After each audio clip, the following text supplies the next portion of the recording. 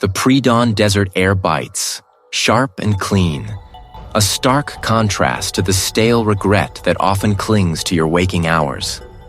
The cruiser's tires hum a low, monotonous song against the asphalt, carrying you deeper into the vast, indifferent silence.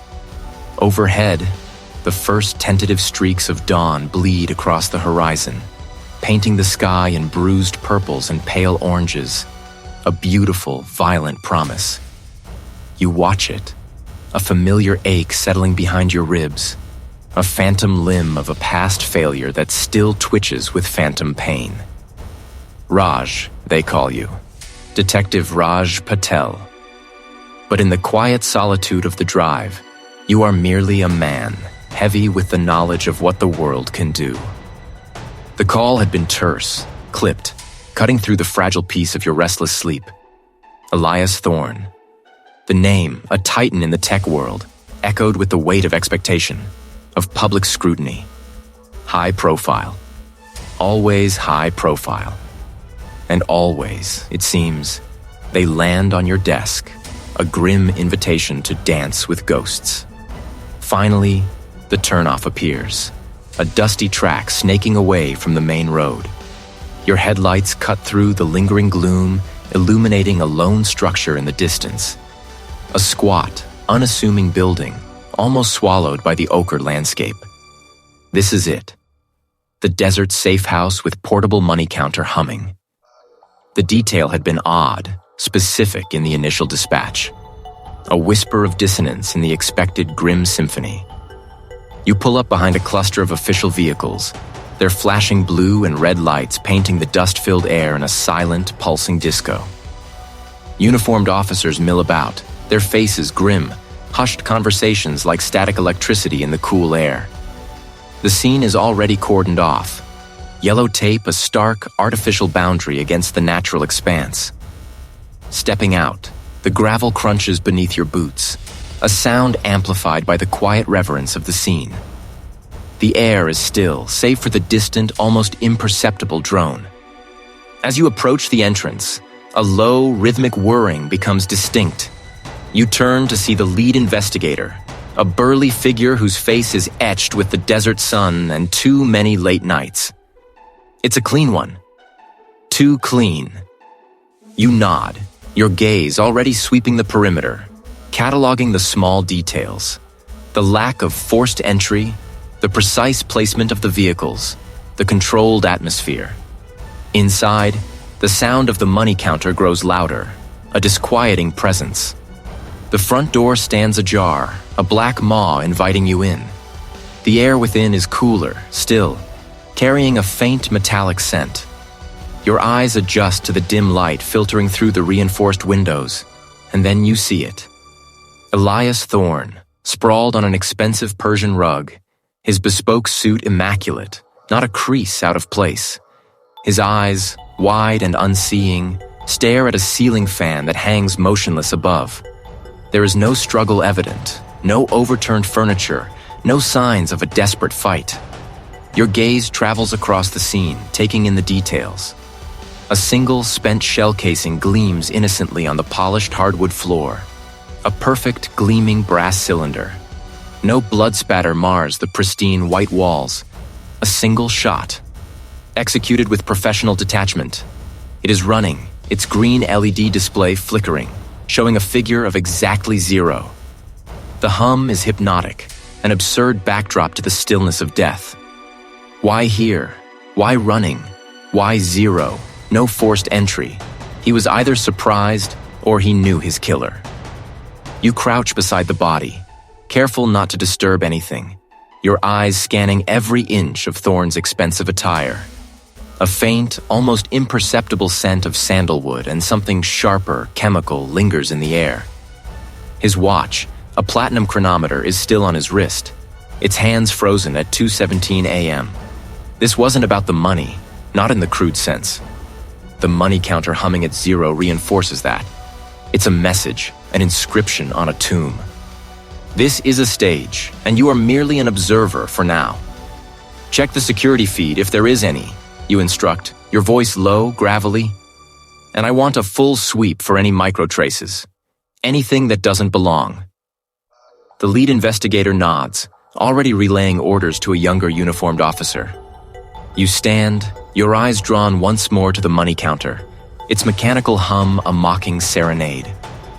This wasn't just a murder. It was a statement.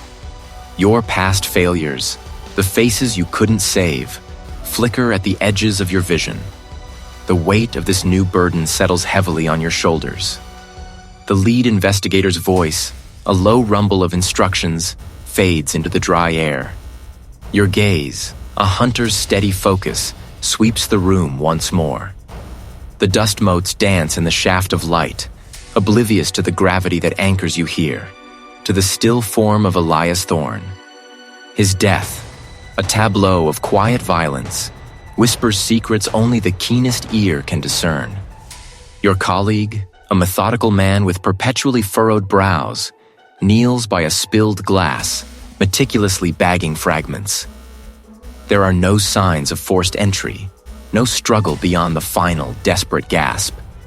The killer knew their way in, knew their way around.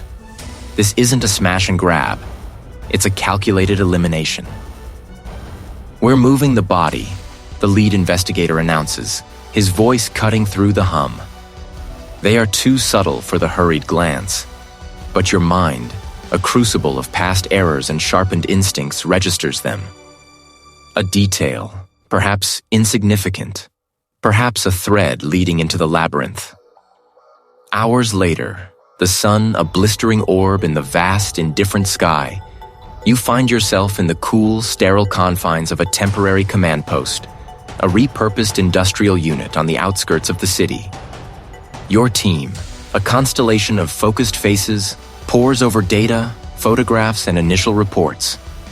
The first interview is with Thorne's surviving family member, a woman whose grief hangs heavy in the air, a thick, suffocating shroud.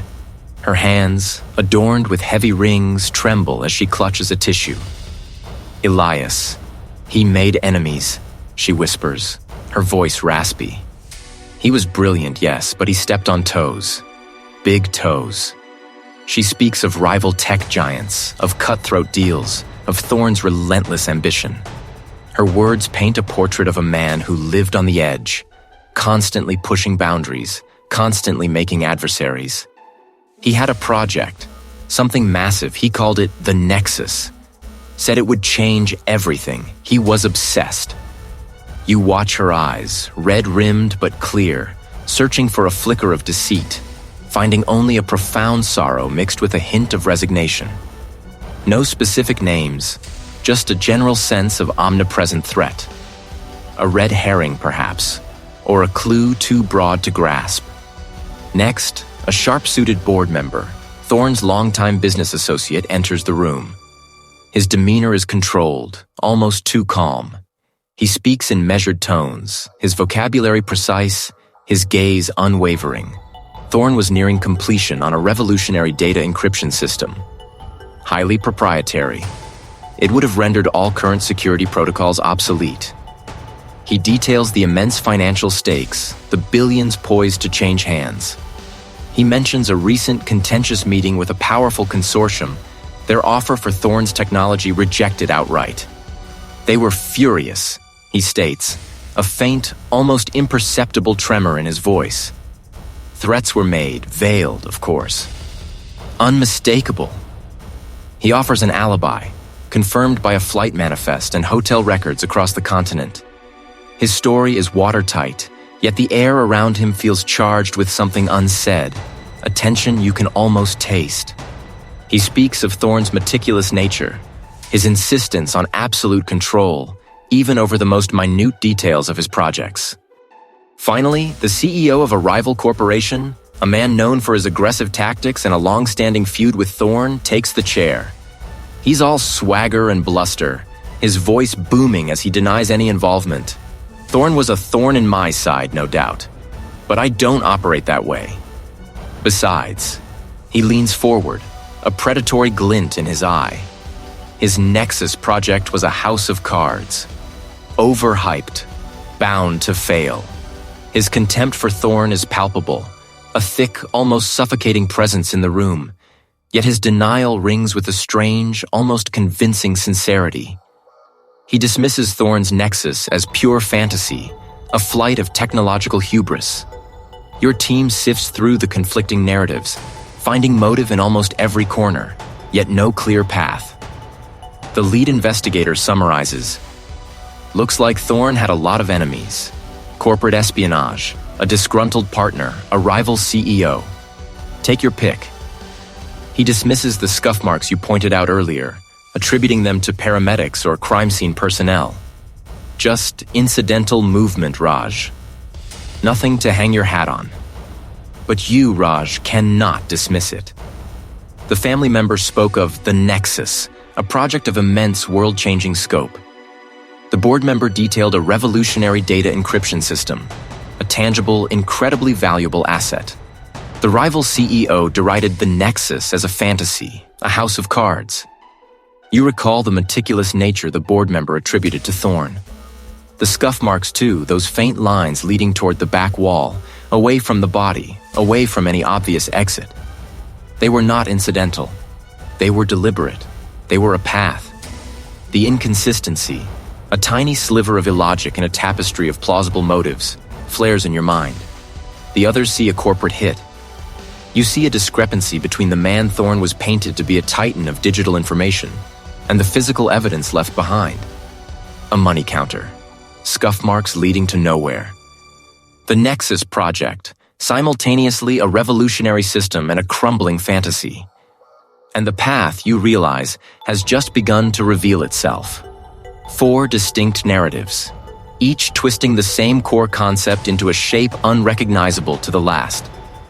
You, Raj, feel the tendrils of confusion tightening, a Gordian knot demanding a sharp, decisive cut. Your desk at the precinct feels too bright, too public for the shadows congregating in your mind. You crave the quiet hum of a server room, the sterile air of a data center, any place where information is pure, unadulterated. But instead, you are called to a place of stark contrast, a place of dust and illicit transactions. The air shimmers with heat as your vehicle kicks up plumes of ochre earth. The sun, a malevolent eye, beats down on the desolate expanse. Inside, the cool air offers little comfort against the gnawing unease. It's an anomaly. You lean in, the smell of recycled air and old paper filling your nostrils. The analyst points to a series of encrypted files, not part of the Nexus architecture, nor the Ghost Protocol. They were standalone, almost hidden in plain sight, disguised as innocuous system logs. These, the analyst continues, tracing a finger across the screen, they don't fit the pattern. They're old, very old. And the encryption method, it's rudimentary compared to Thorne's usual work. Almost like a first attempt, or something he wanted no one else to touch, not even his own advanced systems. You scroll through the file names, a jumble of alphanumeric strings that mean nothing until one sequence catches your eye. Aurora 0713. Aurora. The name echoes, a phantom limb ache. You feel the tremor in your hand as you click. Grainy, undated photographs of a warehouse district, a forgotten corner of the city, its brick walls scarred by time and neglect. Your breath hitches. You know this place. Not from a case file, but from the raw, indelible memory burned into your consciousness. The very place where the cold wind howled through broken windows, where a life, so young and vibrant, had been extinguished. A small, almost imperceptible detail in one of the photographs solidifies the connection. A unique graffiti tag, a stylized raven with a single chipped wing, spray-painted on a rusted loading dock door. You remember it. You remember standing there, the ache in your chest, the profound sense of failure. It was the only mark left by the perpetrator, a signature that haunted your dreams for years. Raj? The analyst asks, sensing the shift in your demeanor, the sudden rigidity in your shoulders. Are you all right? You ignore the question. Your gaze is fixed on the screen, on the faded image of the raven. The case of the missing young woman, Leah Vance, whose disappearance had led to a recovery of her remains months later, precisely in that warehouse. And Elias Thorne, the murdered tech CEO, had these images.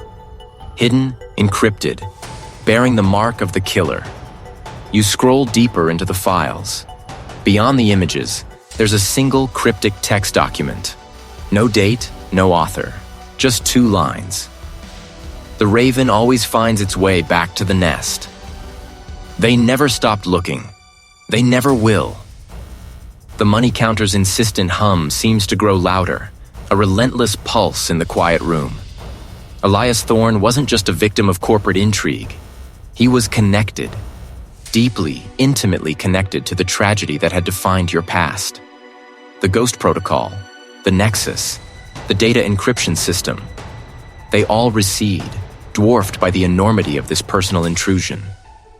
Your failure, the gnawing regret, the unanswered questions surrounding Leah Vance's death, they rise like specters demanding attention.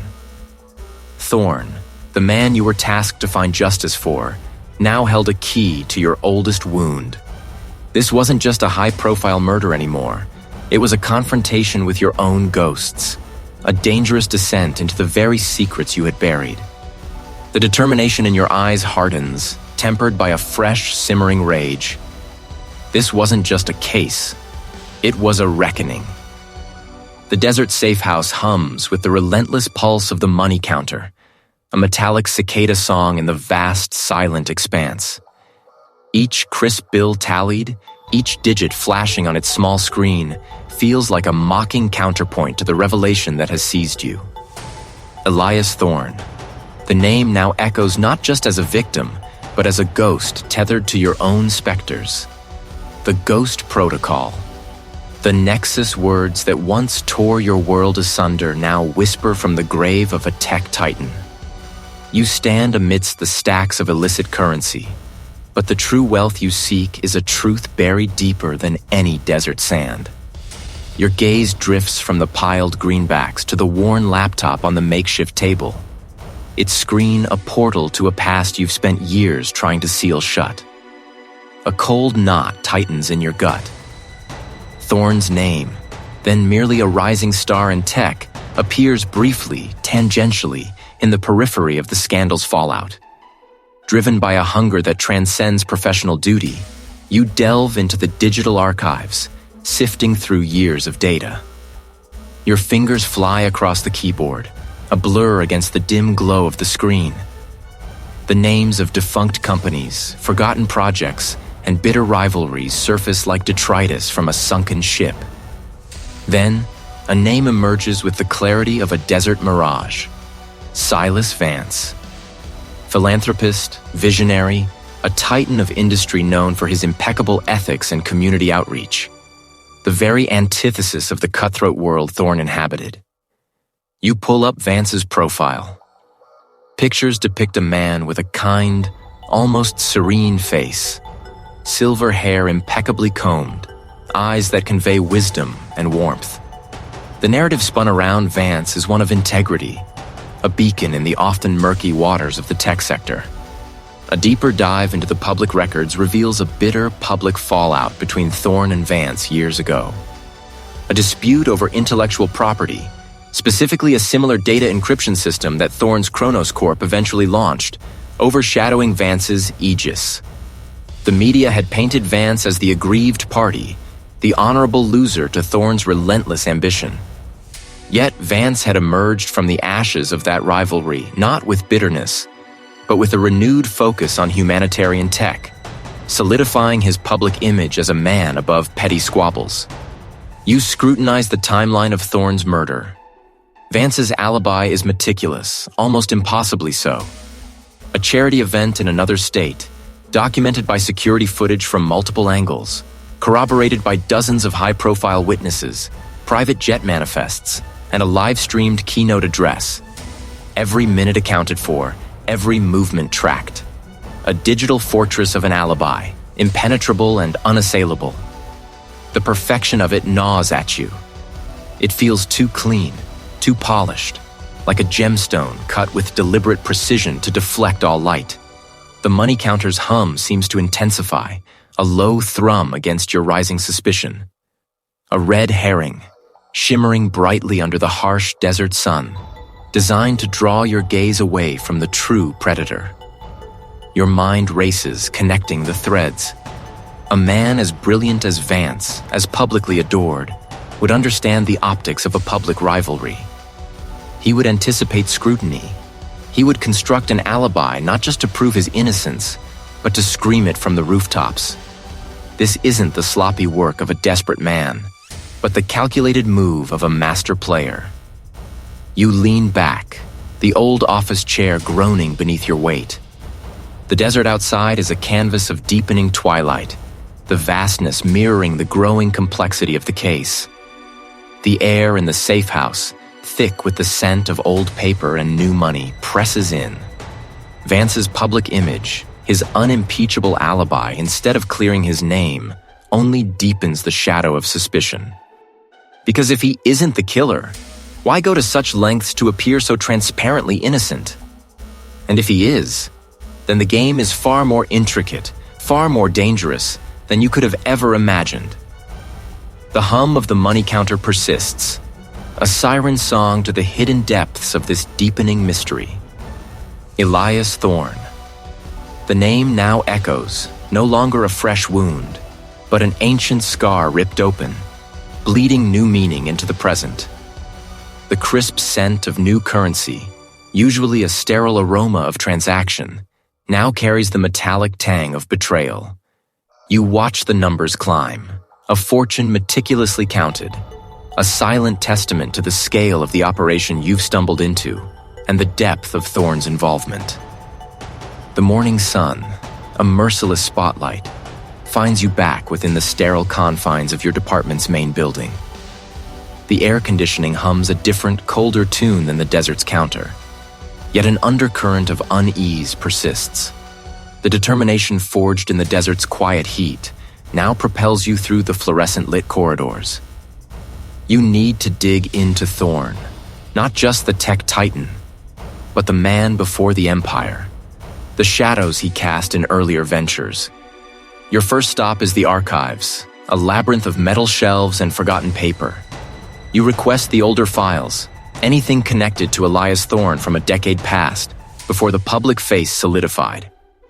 Ah yes, interesting fellow. A pause stretches, heavy with unspoken meaning. It seems those files are currently marked for review. A departmental audit, you understand. I need access for an active investigation. The records keeper shrugs, a practiced gesture of helplessness.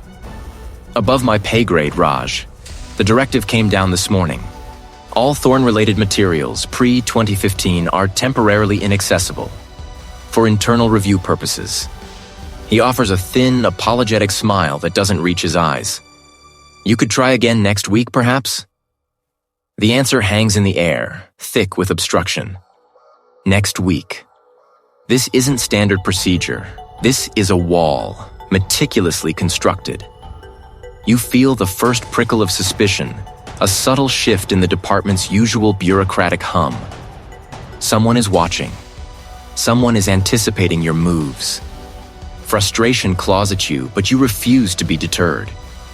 If the official channels are blocked, you'll find another path. You remember a name, a peripheral figure from Thorne's early, less-than-glamorous ventures. A former associate, a man named Marcus Thorne, no relation, who had a reputation for being a loose cannon, prone to cutting corners and holding grudges.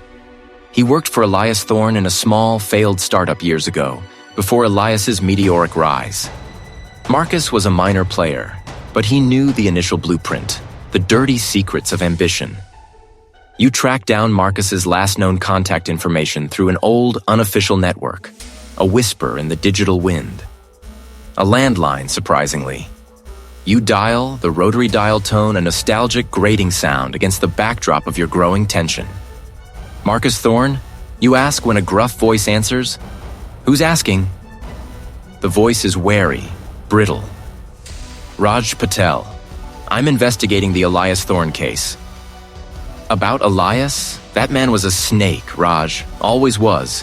What do you want to know? I want to know everything you remember about his early days.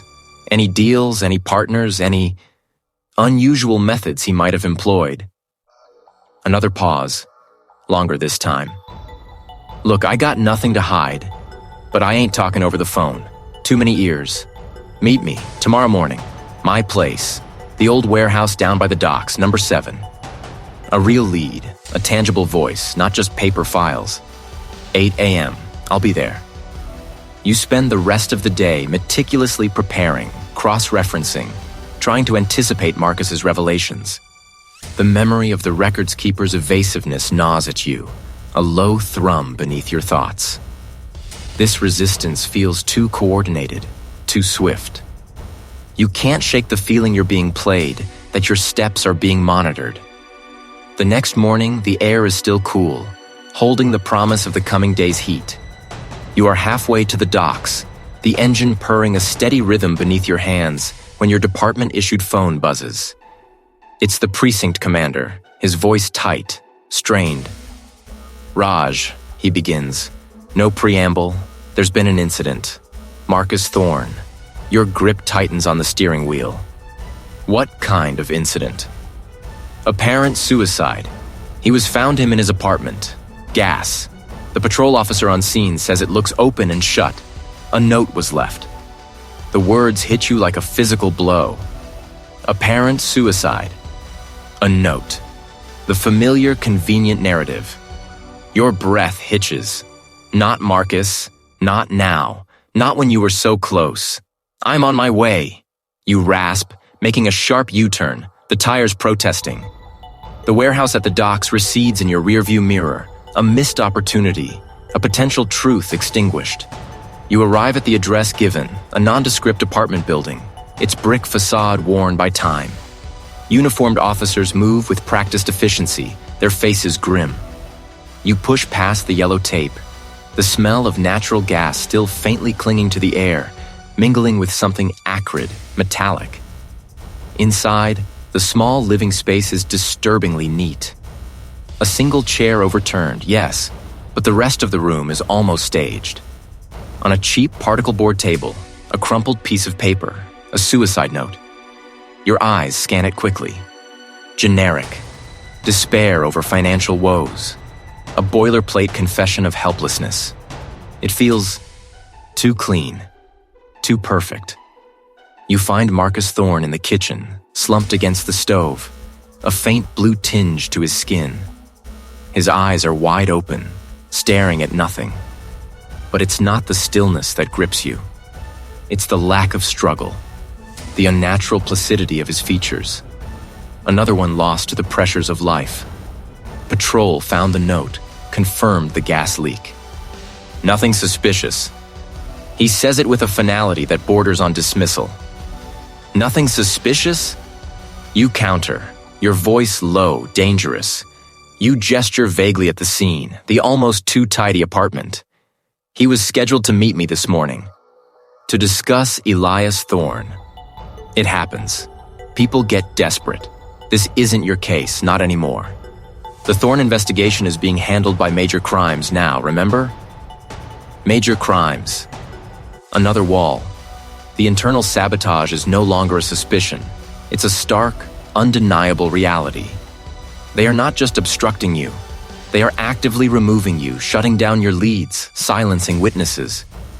Marcus Thorne wasn't just a victim of despair. And you were meant to be next. The stakes have risen, sharp and unforgiving. You are alone in this, a solitary figure against a rising tide, and the department you once trusted is now part of the very conspiracy you're fighting. The dry desert wind whispers against the reinforced windows of the desert safehouse, a low, constant sigh that carries the scent of sun-baked earth and distant scrub.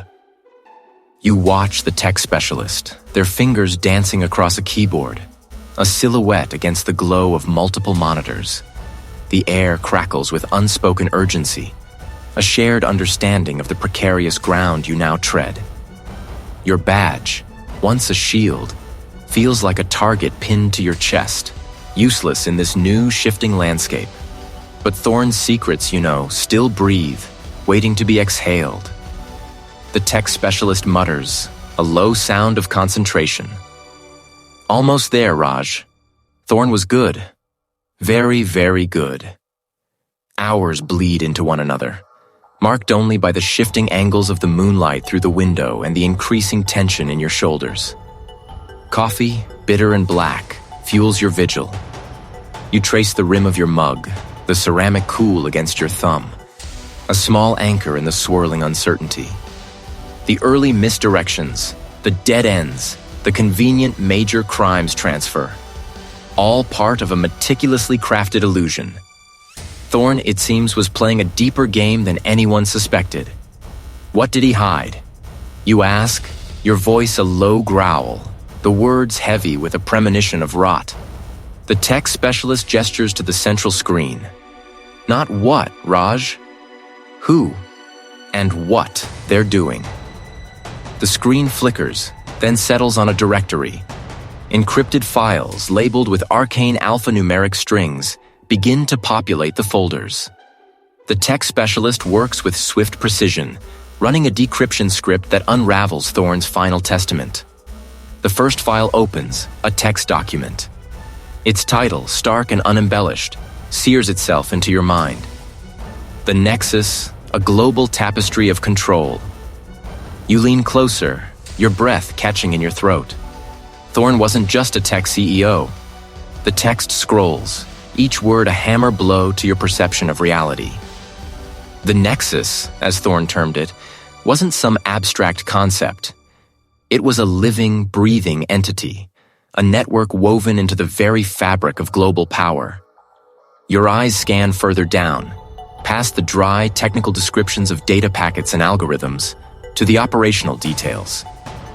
Thorne had uncovered how the Nexus leveraged this harvested information, not just for financial gain, though that was part of it, but for influence, for control. They manipulated markets, swayed public opinion, even engineered political outcomes, all through the invisible currents of information. A name flashes on the screen, a contact list of sorts, though not of people, of positions. Key nodes, Thorne had called them. Government officials, corporate titans. It was a surgical strike, orchestrated from within your own department, perhaps even higher. The internal sabotage was not just real. It was a symptom of a far more pervasive illness.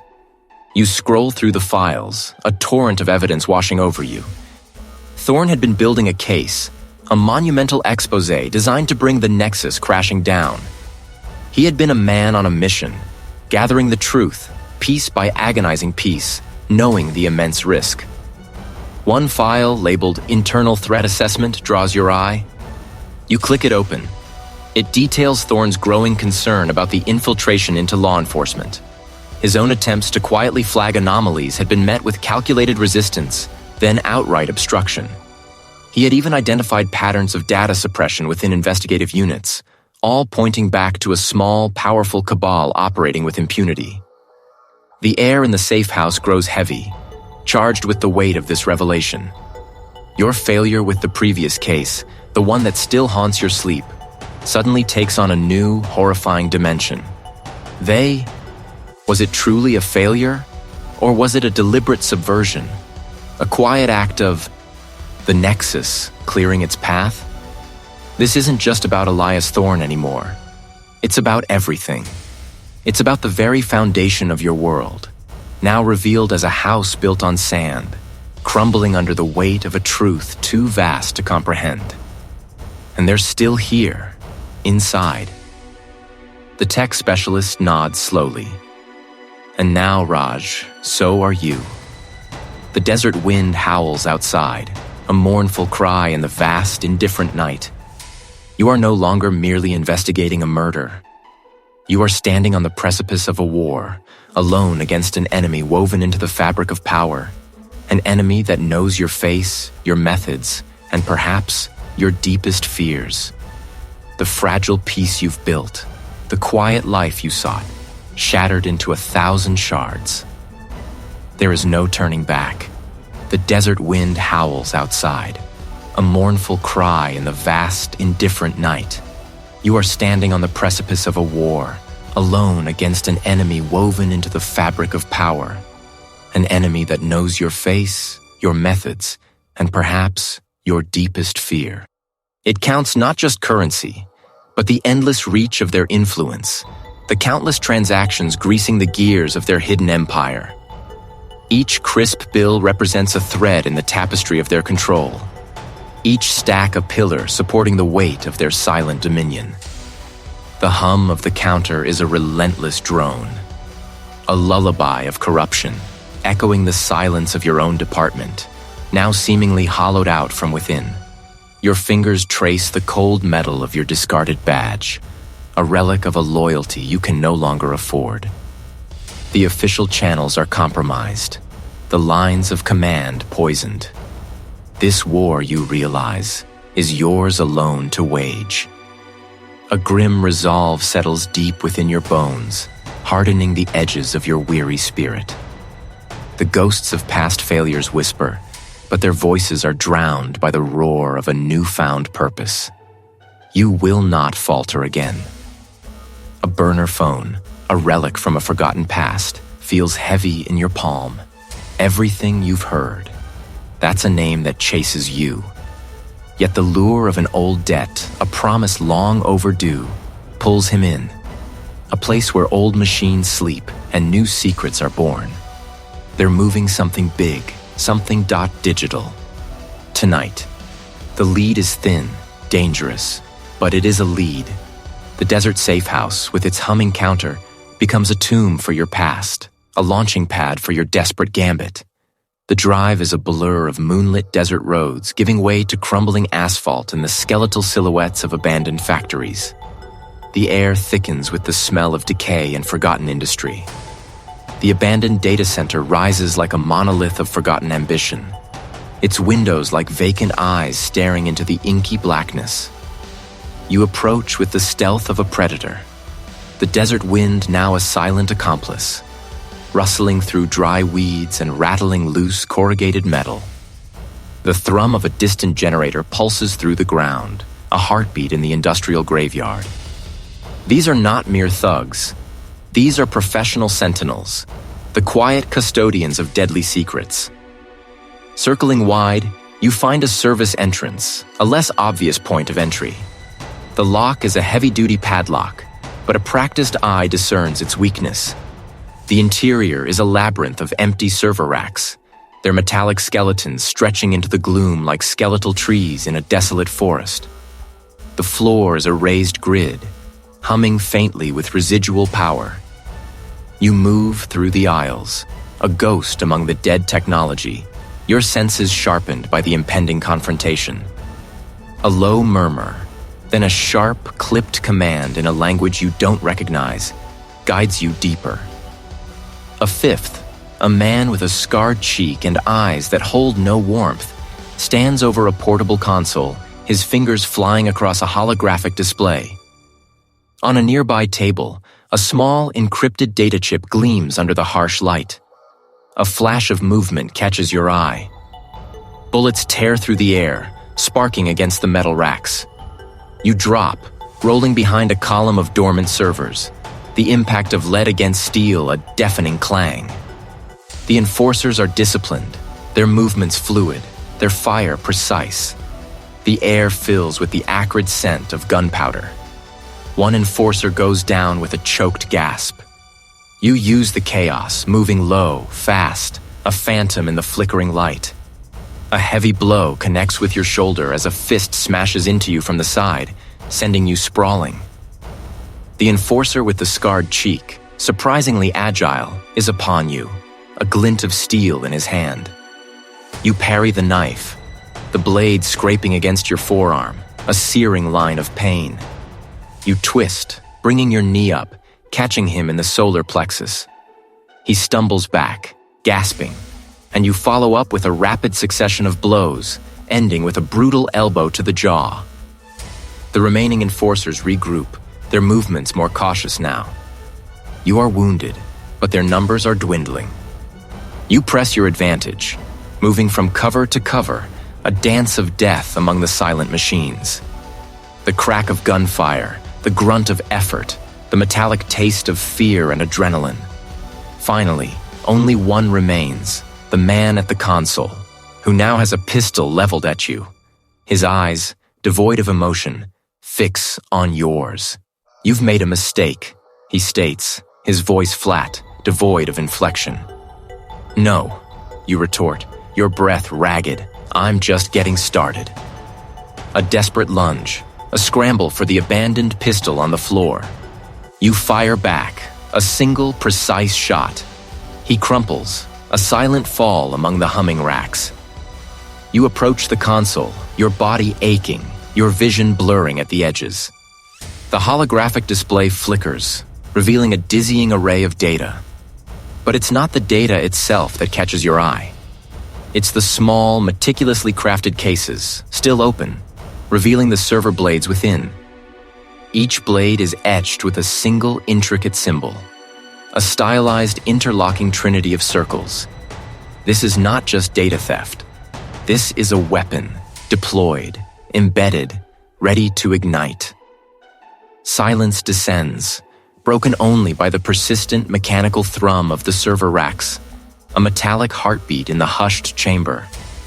You stand over the fallen figure, the pistol heavy in your grip, its warmth a phantom against the cold reality of the deed.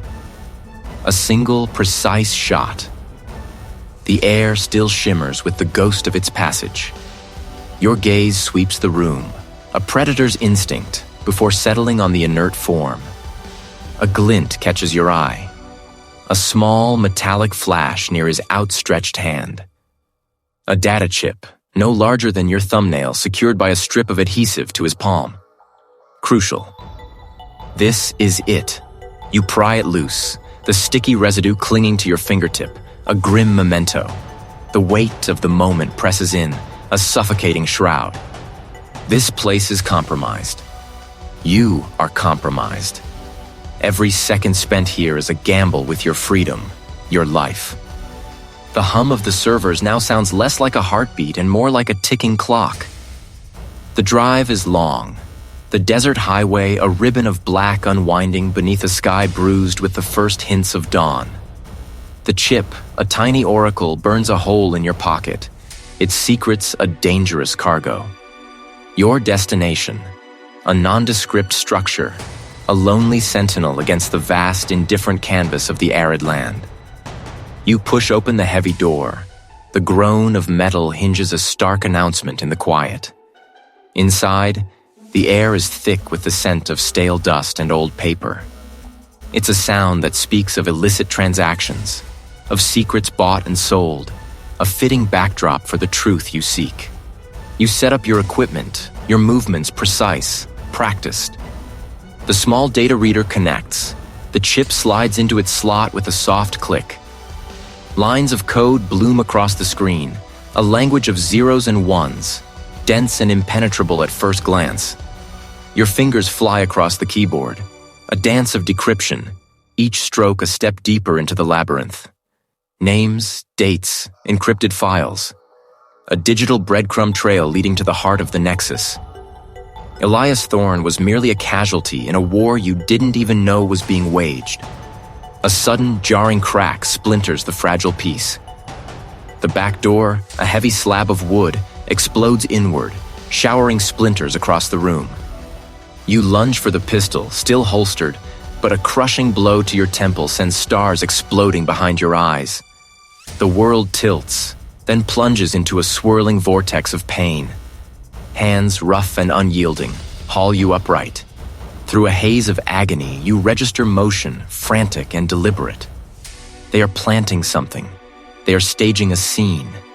The next thing you know, the desert safehouse is swarming with uniforms. Not the balaclava-clad aggressors, but your own. The chief investigator, his face a mask of grim disappointment, stands over you. They've found the body, or evidence of it, here. They've framed you. The heavy object pressed into your hand earlier. A murder weapon? A planted confession?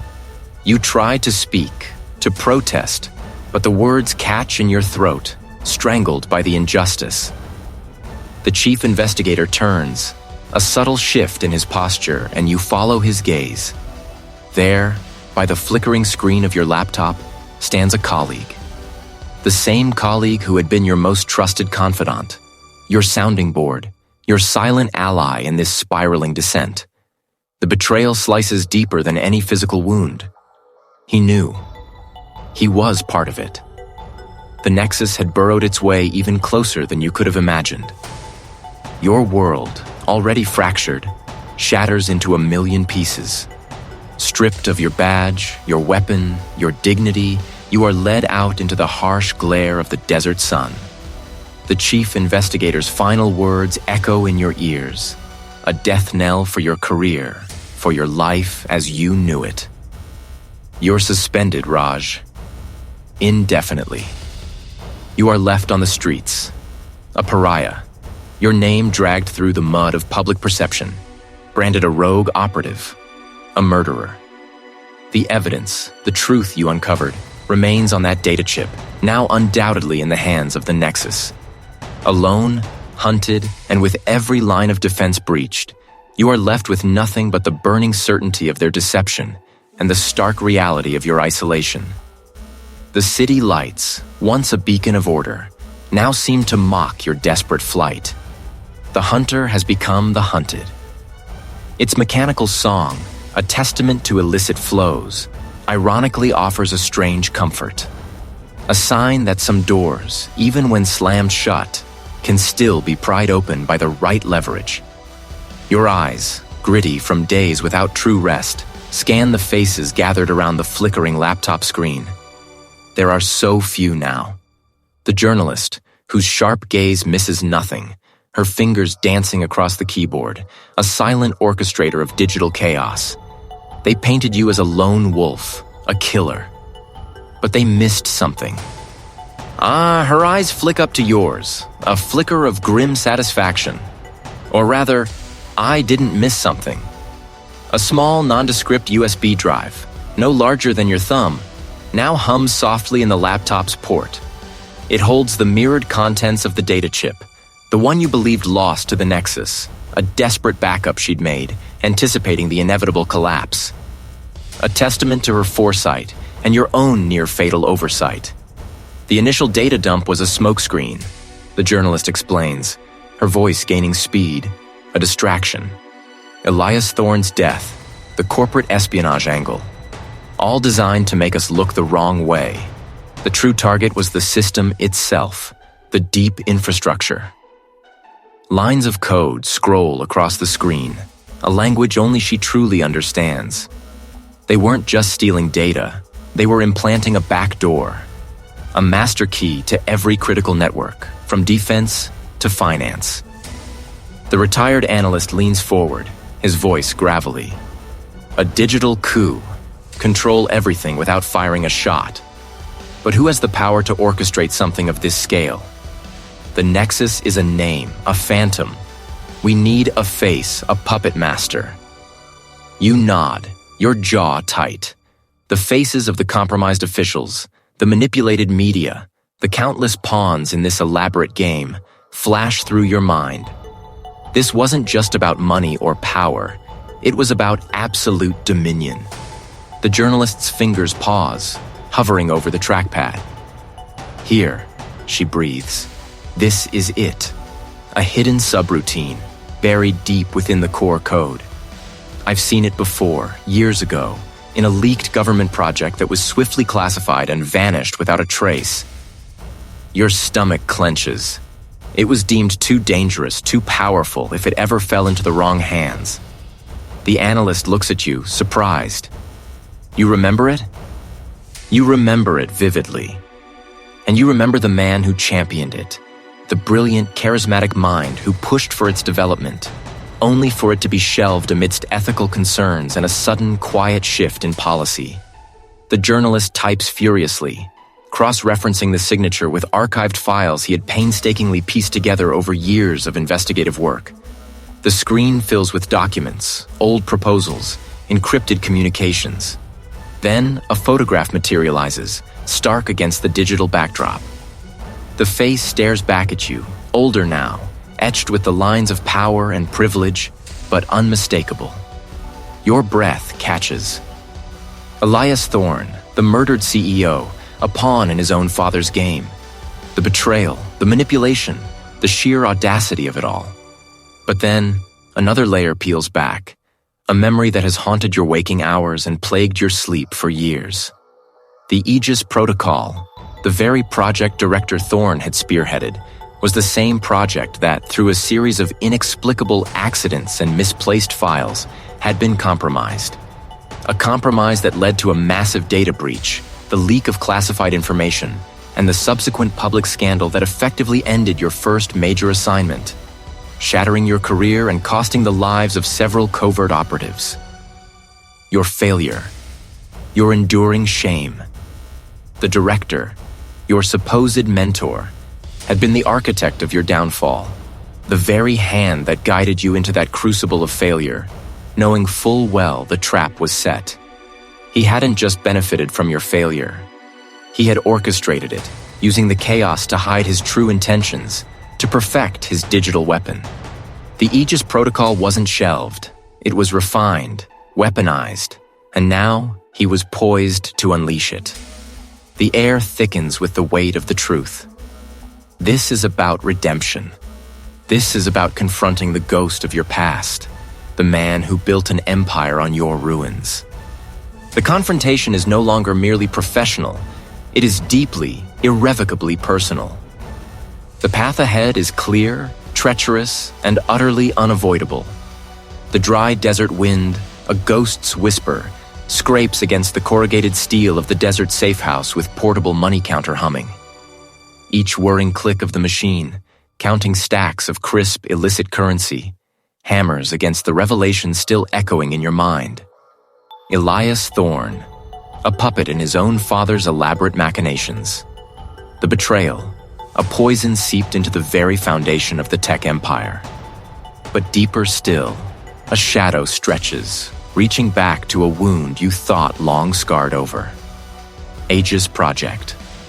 The words, once a promise of innovation, now a silent accusation. Your fingers trace the cold metal of the evidence drive in your pocket. It pulses with the raw data, the truth you've painstakingly unearthed, linking Thorne's father, the architect of this vast deception, directly to the Nexus and to Aegis. The pieces, scattered like shrapnel for years, finally begin to coalesce, forming a brutal, undeniable picture. Tonight, the transfer. Not just data, but power. A clandestine exchange of influence, orchestrated by the very individuals who have twisted the system into their own grotesque image. Your plan, meticulously laid, hinges on a single audacious move. Intercepting the handover, revealing the Nexus's leader, and exposing their network during the live broadcast of the Global Tech Summit. A seemingly innocuous event that will serve as their public front for the data transfer. The summit, a gleaming beacon of innovation, will become the stage for their downfall. The data packet is prepped for upload once the exchange begins. Good. The digital tripwire is set. A final sweep of the safe house. He is the director, the true hand guiding the Nexus. A figure you've only glimpsed through fragmented intelligence. His connection to Aegis Project, the failure that has gnawed at your soul, is the final, most bitter pill. The city lights, a distant shimmer, grow into a blinding galaxy as you approach the summit's venue. It's a fortress of glass and steel, swarming with security, media, and the unwitting participants in tonight's drama. You move through the throngs, a ghost among the living, your gaze scanning, dissecting, searching for the telltale signs of a clandestine operation. Inside, the air crackles with anticipation, the buzz of 1,000 conversations, the artificial smiles of powerful men and women. The summit's main hall is a spectacle of holographic displays and pulsing light, a perfect camouflage for the transaction about to unfold. The eulogy begins. His voice, smooth and practiced, speaks of loss, of innovation, of a future Elias would have shaped. The hypocrisy burns, a bitter acid in your throat. This is the moment. The eulogy is a timed distraction, a cover for the digital exchange of power. Your colleague's voice cuts through the earpiece. Packet detected. Initiating transfer. Raj, they're moving. On a subtle signal, a technician backstage, a contact you cultivated through weeks of careful maneuvering, activates a secondary data stream. Not the Nexus's data, but yours. A torrent of incriminating evidence primed to hijack the summit's live feed, to broadcast the truth to the world.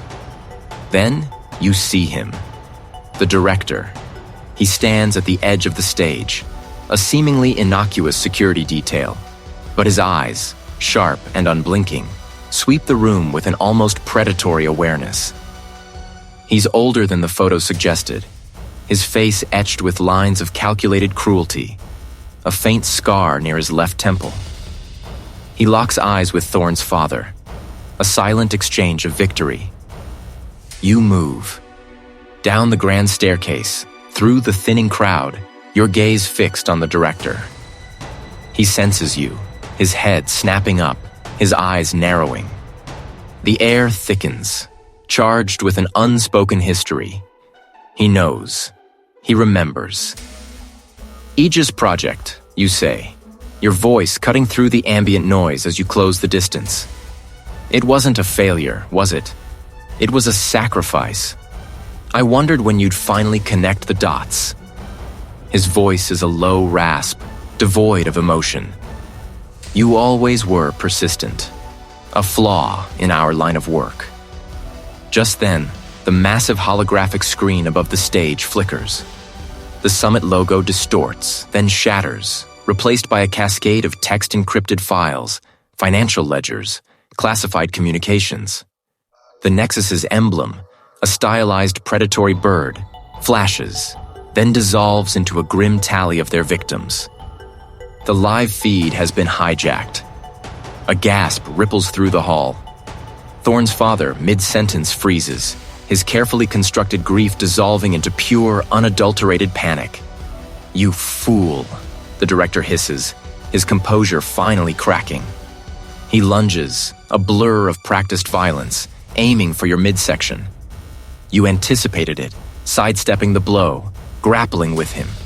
Years of training, years of simmering rage, ignite in a burst of focused energy. He's strong, precise, clearly accustomed to physical confrontation. A sharp elbow to your jaw sends stars dancing, but you hold your ground. This isn't just about Thorne anymore. It's about the phantom that's haunted you, the Aegis Project that cost you everything. Thorne was just another pawn in your game. You grit out, blocking a strike, twisting his arm. Just like Aegis was a smokescreen to consolidate your power. He breaks free, drawing a compact blade, its polished surface reflecting the chaotic lights of the hall. You should have stayed buried, Patel. Some secrets are meant to remain untouched. The blade flashes. The fight is primal, desperate, a silent ballet of violence amidst the growing clamor of the shocked audience. The images on the screen continue to scroll, exposing names, transactions, the very fabric of their corrupt empire. Each revealed truth is a blow, a strike against the director's carefully built world. You see your opportunity. A quick feint, drawing his attention, then a swift kick to his knee. He stumbles, a grunt of pain escaping his lips. Before he can recover, you grab his wrist, twisting, forcing the blade from his grasp. It clatters to the polished floor, a stark punctuation to the chaos. The Aegis Project, you demand, your voice raw. Who gave you the intel? This is just one head of the Hydra. And the betrayal, it came from closer than you think. The director collapses as security forces, finally roused from their stunned inaction, descend upon him. But his words, like a viper's bite, have already planted a new seed of doubt, a fresh mystery in the heart of your hard-won victory. The director crumples, a puppet whose strings were violently severed. The air, thick with the scent of ozone and spent fury, vibrates with the sudden influx of security personnel. They move with an almost surgical precision, securing the perimeter, their weapons raised, their gazes sweeping over the stunned faces of the remaining operatives. A fresh mystery indeed, a seed planted in the fertile ground of your hard-won victory. The immediate aftermath is a maelstrom of official procedure. Forensics teams swarm, their flashlights dancing across the remnants of the confrontation, cataloging every spent casing, every overturned chair. Data specialists begin the arduous task of sifting through the digital debris, each line of code a potential key to the sprawling conspiracy. The Nexus, a hydra-headed beast, has lost its primary head.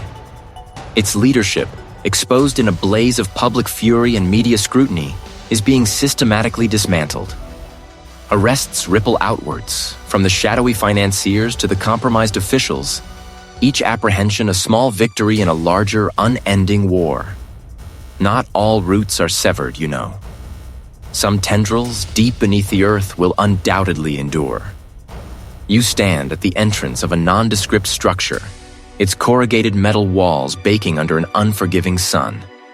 This is it, one of the final nodes in a sprawling network. A desert safehouse with portable money counter humming a low, rhythmic thrum from within. Inside, a junior officer meticulously stacks bricks of currency, each bundle a stark reminder of the lives twisted, the future stolen, the power amassed by the Nexus. The air here tastes of dust and old paper, thick with the scent of greed. Your chief stands beside you, his usual stoicism softened by a weariness that etches new lines around his eyes. He doesn't offer praise, not in the way a superior might commend a successful operation. Instead, his gaze holds a complex tapestry of relief, frustration, and perhaps a grudging respect. Raj, he begins, his voice a low rumble. Your methods, they were unorthodox, beyond the pale, some would say.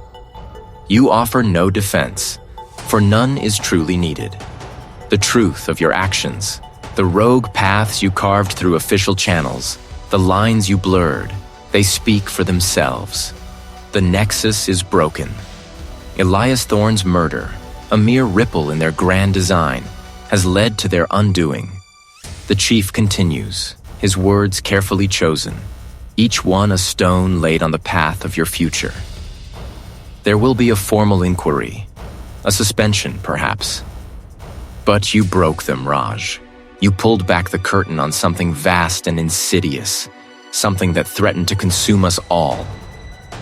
He doesn't look at you as he says it, his eyes fixed on the stacks of money, as if measuring the weight of the conspiracy.